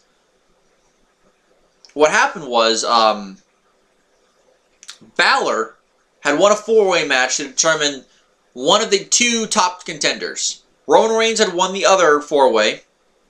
And whoever... Because, of course, you know, heel authority at the time with Stephanie. Whoever beat each other, if Balor, whoever won that match between Balor and Roman, they would go on to face Seth Rollins for the Universal Championship at SummerSlam. Balor beat him clean. Of course, at the time, Roman was eating the proverbial Vince McMahon shit sandwich after he got popped on that wellness violation. And Balor, he won that match, which is a big thing for Finn Balor. And he won the title at SummerSlam in what was a great match. Now, granted, the first part of the match, they had to deal with chants of how much the belt sucks, which it really does suck. The Saw Monsters called it the Fruit Roll-Up belt. Hilarious. Anyway, he won the match, but what happened was during the match, he got hurt. He got an elbow injury, a major one. There was a botched spot with Seth Rollins and the buckle bomb on the outside on on the, not the ring apron, but the barricade. Balor was about to land on his neck. He saw that coming. He had to put his elbow out, and he kind of blocked it.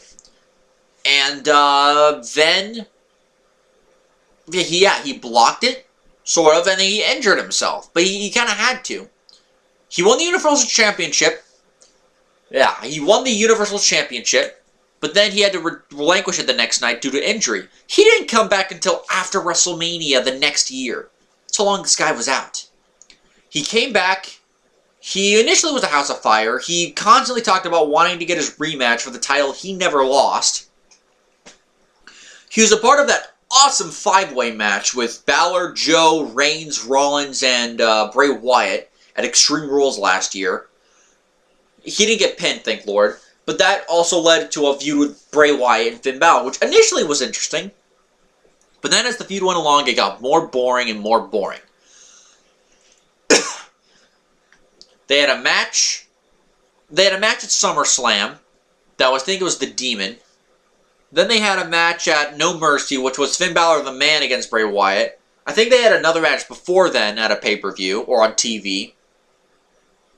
Yeah, it was on TV where Bray Wyatt poured blood over Balor or something. It looked like a bunch of bad ketchup.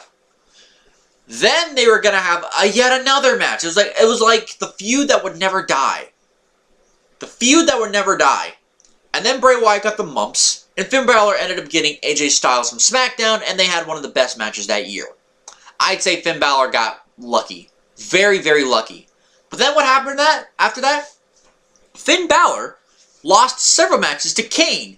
He got jobbed out and almost buried. I use that term loosely. Somewhat loosely. He got buried by Kane. And then, of course, management in the back said, this guy's not over enough. Because the plan... Hang on a second, I gotta shut this curtain. The plan was for to have Finn Balor lose the... wrestle Brock Lesnar at the Royal Rumble in a singles match. That was going to be the plan. He was going to wrestle Brock Lesnar, and he was going to, he was going to wrestle Brock Lesnar for the championship. Probably going to lose, but still, he would get that big match with Brock Lesnar, which I would have been excited for, because Finn Balor's a great worker. But what happened was, he kept on losing and getting his ass kicked by Kane over and over again. It's like, this guy's not over. We can't put him in the match. He's not over enough. Like a self-fulfilling prophecy. We'll make him lose over and over again. That way he won't be nearly as over. And then we could tell people, hey, this guy's not over. Of course it's not over, because the way you booked him was so fucking retarded. And then what happened since then? He was stuck in a 3-way feud with Rollins and The Miz, which actually was pretty good. It was based strictly on wrestling. And to be fair, Finn Balor was a very, very awesome in the Final Four. Because remember, the Final Four of the Royal Rumble match was Nakamura, Finn Balor, John Cena, and Roman Reigns. Balor was a part of that match. And, like I said, and he was really awesome in that match, I gotta say. Good for Finn Balor. Then after that, he feuded with Rollins and Miz over the Intercontinental title. Several matches they had. They even had a match at WrestleMania, which again was a great match. And in terms of the actual pay-per-view, was a great way to open the match. Open the show, I mean. The actual pay-per-view, I mean. After that, he hasn't really been doing anything since then. He's been stuck in this never-ending feud with Baron Corbin for what feels like an eternity. And now with Baron Corbin as a heel authority figure, he's going to make sure to make Balor's life a living hell. He just this past week, he had a main event, the show, with Braun Strowman. Of course, under the idea that, of course, he would lose to Strowman, which of course happened. I will say, though, at least a couple weeks ago, we got that great Universal title match with Roman Reigns and Finn Balor.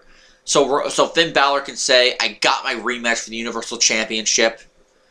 At least there's that. But aside from that, man, look how they started booking him when he initially came the brand split. And then look at him when he came back. It's just been the start and stop push. And he hasn't been pushed as a main eventer aside from that one match all year. Aside from the match with Reigns, he hasn't been pushed all year as a main eventer. He got chipped of his title match with Brock Lesnar. He's been feuding with Baron Corbin over and over again. I mean, my God. Here's a one, and to think that NXT, they made a list of the biggest superstars in NXT. Finn Balor was number 1.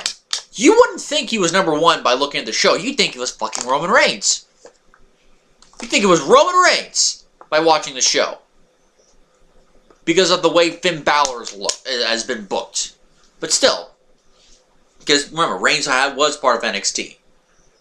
But you think it was some one of those guys. Not Finn Balor. You think it was Samoa Joe over Finn Balor.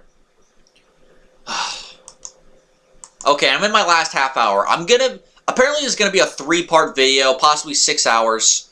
I'm going to be doing part 3 tomorrow because it's already 7 o'clock and I want to spend my last couple hours awake in happiness, not in anger. So, next is Alexa Bliss. Now, Alexa Bliss, like I said earlier, is one of the few women, or one of the few call-ups that have actually been maintaining their success since being called up. She went up to the main roster. She has, she was on SmackDown. Well, no, first of all, she was on NXT. She had the sparkly fairy character. Then they turned her heel. She was the manager for a while of the team of Blake and Murphy. That team broke up in NXT, and Alexa Bliss became a singles. She didn't win the title, but she was promoted to the main roster due to the shakeup. And, oh, not the shakeup, but the brand split. Hang on. And,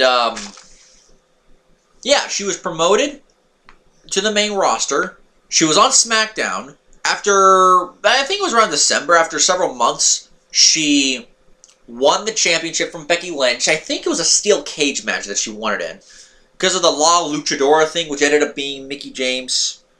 Or maybe that was the match that she retained in. But she won a match against Becky Lynch. She was SmackDown Women's Champion. She lost it to Naomi, I think, at Fastlane. Or no, it was Elimination Chamber. Then she won it back on SmackDown because Naomi got hurt during that match. I think she suffered a hurt knee.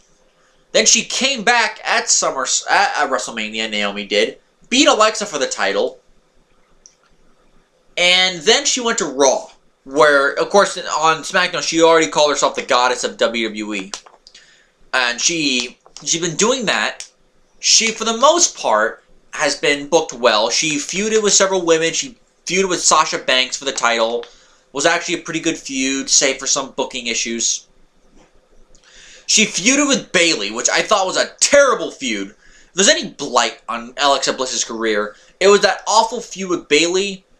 And not initially. They did have a good match on Backlash. Or, not Backlash, but it was, whatever the Raw pay-per-view was after WrestleMania last year. I think it may have been Payback. Yeah, it was Payback. And she beat Bayley at Payback. And then, at Extreme Rules, before Extreme Rules, there was that awful This Is Your Life Bayley segment. And look, Alexa tried. She tried her best to make that segment work. It just didn't work.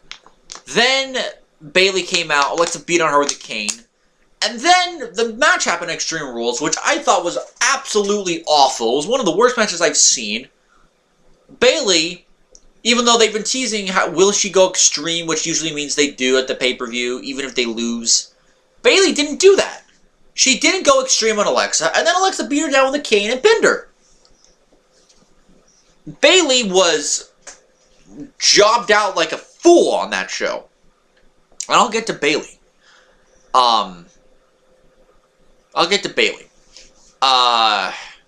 Then Alexa Bliss was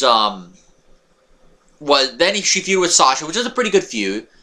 Then she did briefly feud with Mickie James for the title on TV at least. Then I think it was at TLC she feuded with Mickie James for the championship. And now, of course, they're buddies, so there goes booking for you. Stupid. Then She went, and Kurt Angle even said it on TV. She hadn't defended her title since October, and I was floored by that. But think about it. There was not a Raw pay-per-view in December. In November, she wrestled in a one-on-one match against Charlotte, which Charlotte won. And in January, she didn't defend her title at the Royal Rumble. I'm like, oh my lord. She really has not defended her championship at all since October. That was poor WWE booking, I gotta say. Then she defended it in the Elimination Chamber match. It was her, Sasha, Bayley, Mickie James, Sonya Deville, and Mandy Rose, who were on Raw at the time. Alexa Bliss won, and then she dropped the title to Nia Jax. And I already went over that with Nia Jax. I already went over the feud with Nia. I'm skipping the feud. Then she won the title back, of course, and then Money in the Bank cash-in. And I will admit, if there's one thing I wasn't in agreement with, it was how they didn't use Natalya in this spot. Because they've been billing Natalya as the Ronda Rousey's best friend in WWE. I'm like, usually if you call someone a best friend, that usually means that they're going to turn heel at some point. I would have had Natalya win the Money in the Bank ladder match, and have her cash in on Rousey saying, look, it's just business. This is what happens. But then eventually, kind of, hang on, well, before I continue, let me just tell you what they actually did. They had Alexa won the Money in the Bank ladder match. She was once again the champion. They keep on putting her in the title match over and over and over again, even though at some point we're going to get sick of it. They still are booking her well enough that she's at least hateable. She has, she feuded with Nia Jax at Extreme Rules. She had the match with Ronda Rousey at SummerSlam. I don't know what was up with that eye makeup from Rousey. I don't know. Then Rousey beat her like a drum. Supposedly it was supposed to break her arm, but that didn't happen as clearly as it turned out. I'm like, I thought the whole point of putting the title back on Alexa was to have Ronda break her arm at SummerSlam. But instead, she's getting the rematch this month at Hell in a Cell, and she's wrestling Trish Stratus at Evolution. What? Why didn't you just go with the Natalya idea? I would have done Natalya the way they did CM Punk many years ago with the Jeff Hardy feud. Remember, CM Punk was a babyface. He won the briefcase. He cashed in on Jeff Hardy that same night. Then do the slow but sure heel turn, the slow burn heel turn, and then eventually having CM Punk snap and attack Ronda Rousey, and attack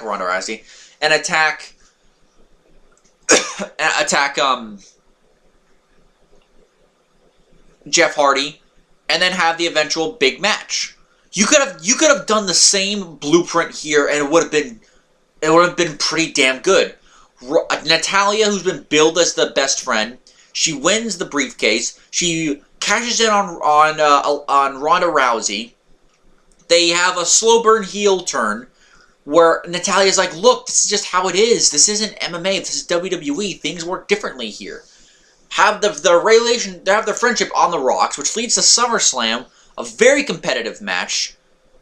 I would have still had Nia Jax lose to Natalya at the previous pay-per-view, but have Natalya versus Ronda Rousey, and have Rousey and Natalya have Rousey. Sorry, I lost train of thought there. Have Rousey beat Natalya. Then the next night, Rousey congratulates her, and then she snaps and then attacks her. She attacks her, and it leads to a blood feud for the next month or so. Draw that out how you will. I'm like, you could have followed that, and it wouldn't end with Natalya with the title, I don't think, but you could have given her a big rub working with Ronda Rousey and have her work off with that and do another feud. You could have done this almost the exact same blueprint. But instead, Alexa Bliss, who was chosen to get her arm broken, didn't get her arm broken, and now is wrestling matches. I'm like, what was the fucking point? What was the point? Despite the stupid booking, I still have to include Alexa Bliss as one of the 7 people who've maintained their success because she is still a big name in Raw. She's still wrestling for the championship against Rousey at Hell in a Cell. It's kind of like Roman Reigns, but not nearly as bad. It's only this one thing. It's like you could have had a great idea, but you passed out on it for an idea that ended up going right into the garbage. But that's WWE for you. Either way, Alexa Bliss is still great at what she does. She's still been able to maintain her success. More success in the main roster than in NXT, so I can say that. Speaking of success, we go to Carmella. Carmella, of course, was part of the trio with Enzo and Cass in NXT. I find it funny how she's still in the company. They're both not. And Carmella made her debut initially as a babyface on the main roster. She was a babyface in NXT. But her theme song, the way her personality was, she was such a natural heel. That's exactly what they did. What a shock. She's a natural heel. Go for the natural heel. Carmella was a natural heel. She turned heel not long after her main roster debut. I think she turned heel on Becky... No, yeah, she turned heel. The night after SummerSlam... the SmackDown after SummerSlam with Nikki Bella. They feuded for a little while. It really was not a good feud. They really didn't have any real good matches. Then Nikki feuded with Natalya, and Carmella, again, was toiling for a while. She toiled for a while. She was part of the 5-way match at WrestleMania. She wasn't doing anything. Then she did form the partnership with James Ellsworth during that time. So I guess you could say she wasn't doing anything, but she did form the partnership with James Ellsworth. Not long after, She formed with James Ellsworth. Then at Money in the Bank last year, I still think it's a dumb decision.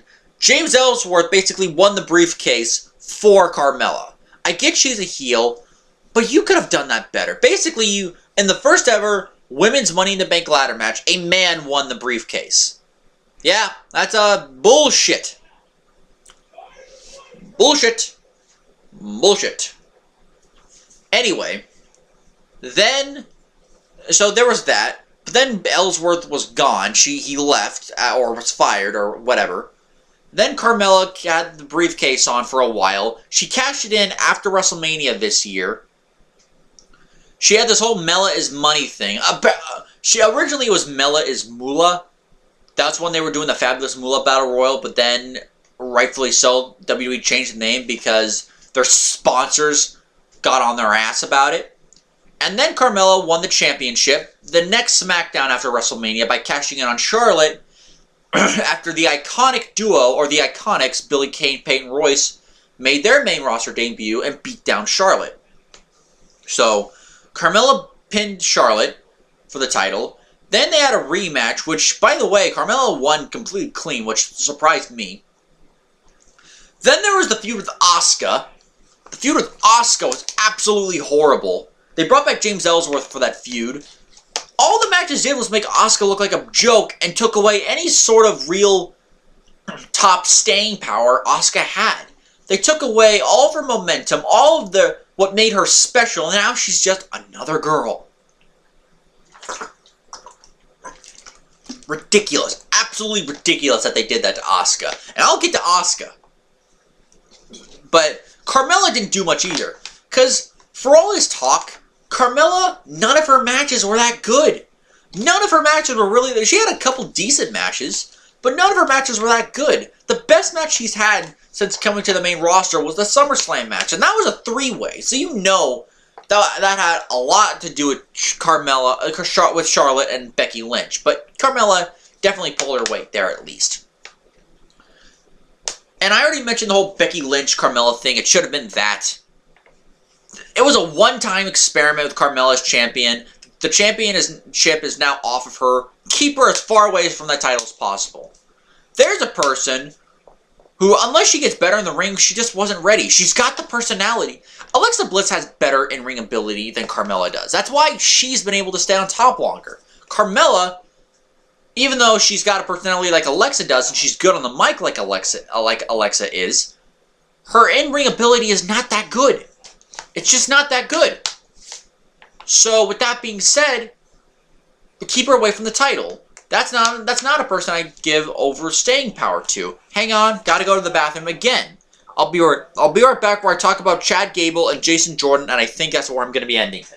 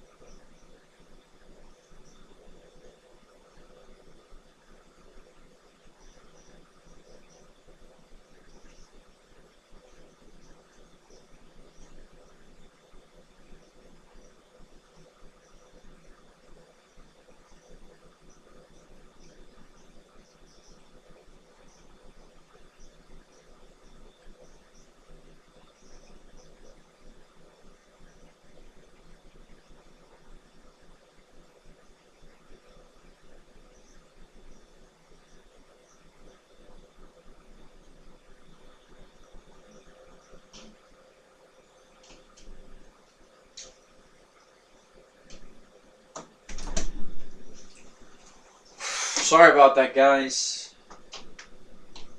That's what drinking a shit ton of water does that to you. It just completely makes you piss like a friggin' drunken horse. Anyway, what was I talking about? Oh yeah, I was gonna talk about Jason Jordan and Chad Gable, American Alpha. Now, of course, gotta talk about their background here a little bit on NXT. Jason Jordan was in a tag team with Ty Dillinger on NXT, and eventually, he even had an afro, like a weird-looking afro. They broke that team up, and they did the gimmick of Jason Jordan going around fetching for other tag team partners. None of them were working. Chad Gable tried and tried again to be his tag team partner. That, he ignored him for a while, but then he's like, okay, let's give it a shot. And then they started winning matches, and winning matches, and winning matches. And eventually, and Chad Gable came up on the scene. Of course, he was a former Olympian. He's a great in-ring performer, as was clearly seen in NXT. Ready, willing, and Gable was his thing. They were initially heels, but then during their performance during the Dusty Rhodes Tag Team Classic in the semifinals, their wrestling got so over. It got so over as it got so over with the crowd, and it got over with a lot of people that eventually that match turned them babyface, and they were babyfaces after that. They wrestled as American Alpha.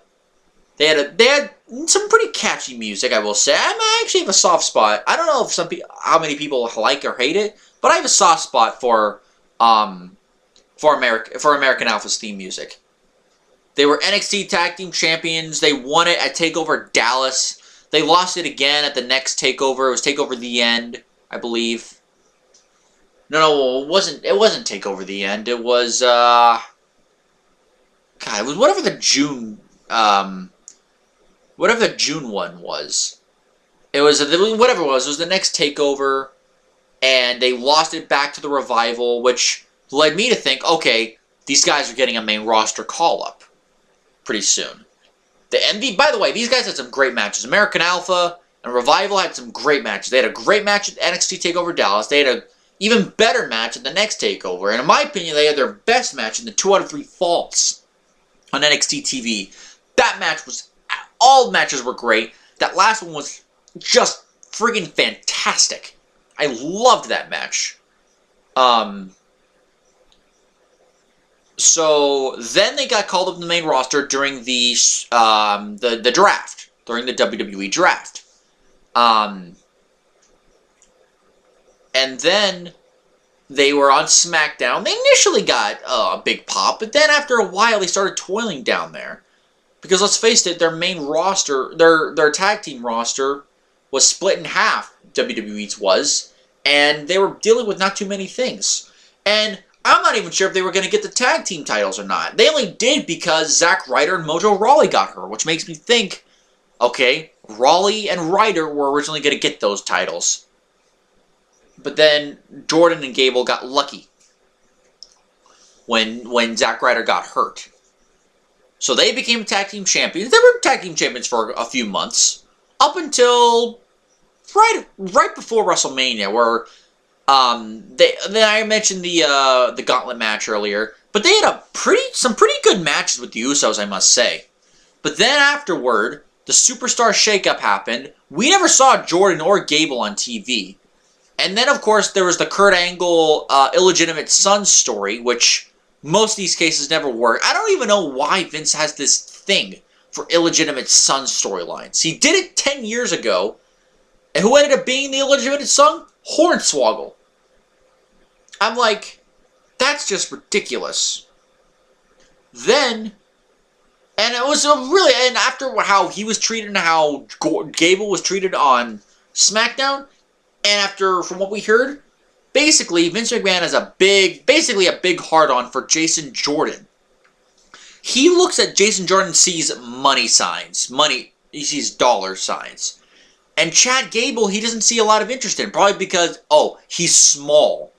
He's smaller than Gable. In fact, I even heard that when American Alpha was drafted up to the main roster, originally it was just going to be Jason Jordan, not Chad Gable. The very idea that they would debut Jason Jordan and not Chad Gable is completely asinine to me. But look what happened since then. Jason Jordan has been suffering the Roman Reigns push. Being pushed in a stupid storyline, being pushed as a smiling babyface as the son of Kurt Angle. Yes, he's been holding his own. Yes, he had some good matches with John Cena and Roman Reigns. He had some good matches, but the crowd started turning on him. They started booing him every which way right. And I think they were going to do a slow burn heel turn. But then Jordan got legitimately hurt, and he had a neck surgery. It was thought to be a minor surgery, but now it might be major and possibly career-ending, which sucks.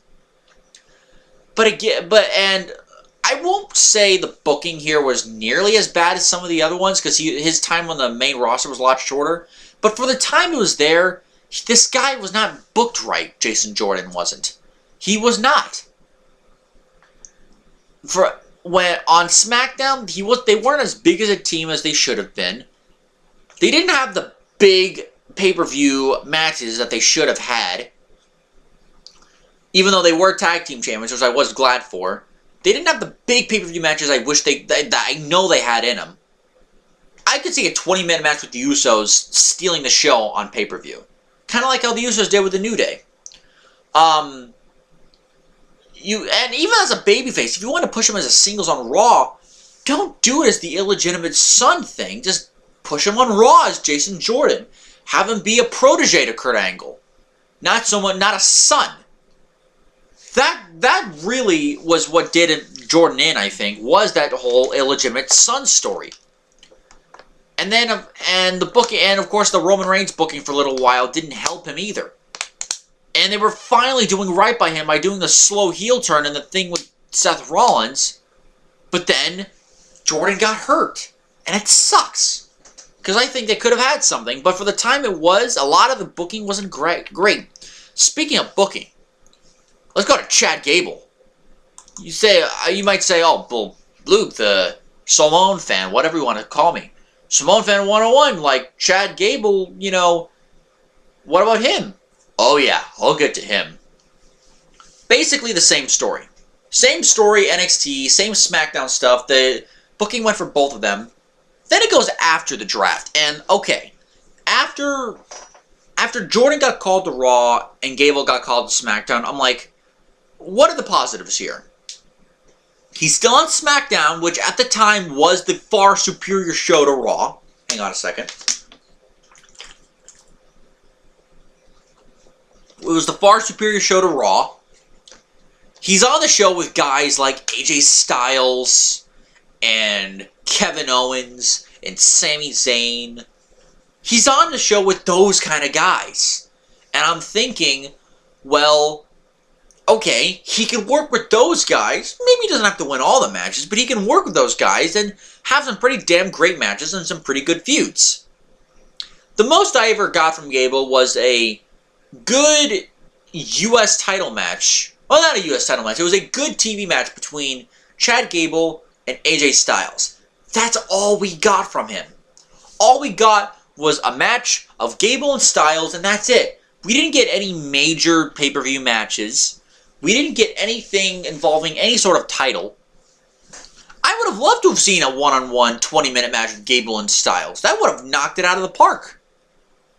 But of course, Chad Gable's got the size going against him. What a farce that fucker is.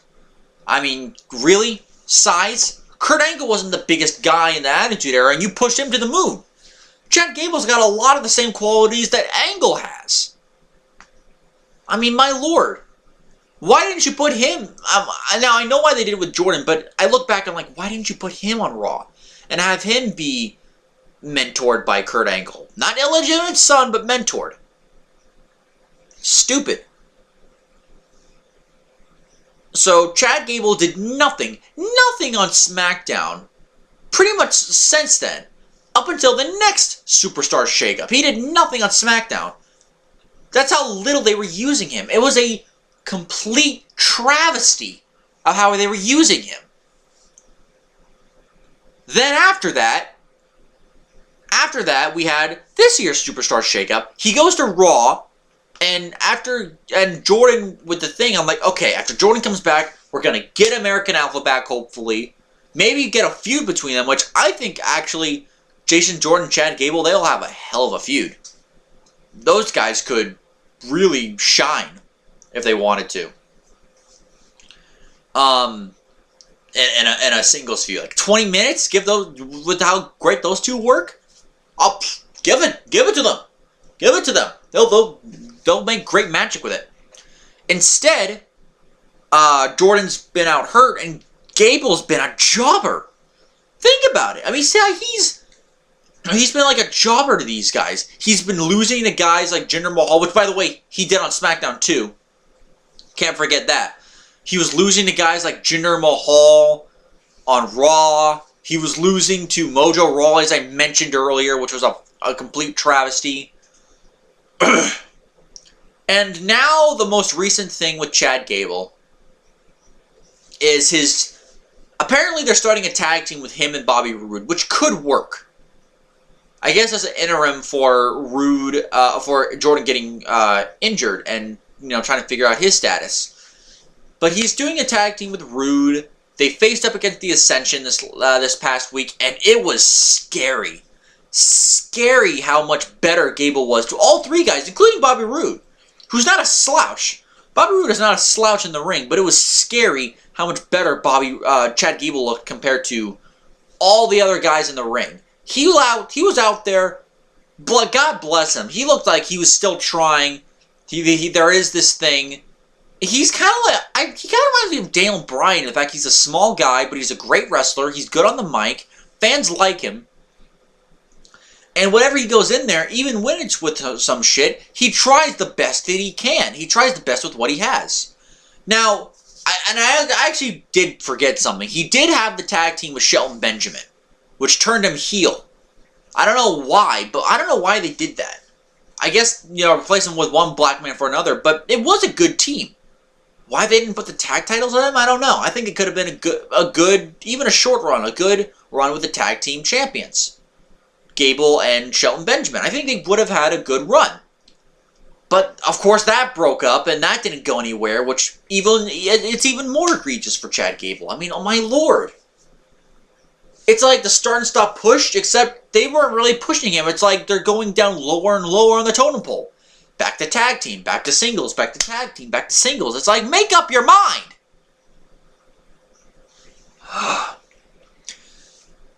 Chad Gable is actually under 205 pounds. If they're not going to do anything substantial with him on the main roster, send his ass to 205 Live. At least Triple H will do something with him, and he could have great matches with guys like Cedric Alexander, Mustafa Ali, Buddy Murphy, Drew Gulak, Hideo Itami, who else? Leo Rush, Jack Gallagher, Brian Kendrick, Akira Tozawa, Noam Dar, TJP, all those guys. Grand Metalik. Everyone on 205 Live, he could have a great match with. That's how good he is. If you're not going to do anything with him, put him on 205 Live with a guy who, like Triple H, who can actually book this guy right, instead of having him be a freaking jumper to the stars, basically, on Raw and SmackDown, because Vince McMahon can't get his Irish head out of his anus, because he can't see the talent because, oh, he's too small. What the fuck? What is wrong with you? Why would you do that? This guy's got all the talent in the world, and you're keeping it away from him? Are you mad? I mean, my God. What kind of insane moron do you have to be to ignore this level of talent for someone who is still talented, but not nearly as talented in Jason Jordan?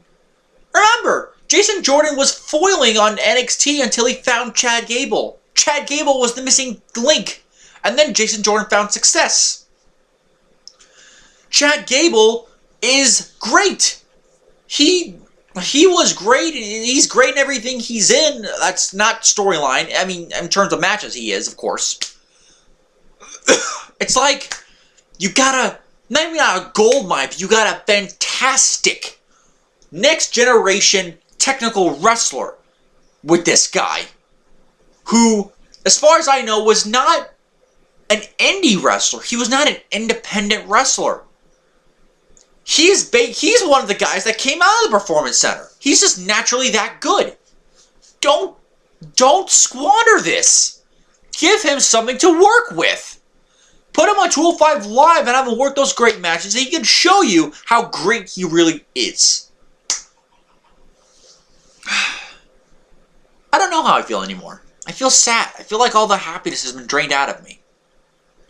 So that's it, guys. I'll see you next time with part 3 of my series of WWE's appalling treatment of NXT call-ups to the main roster.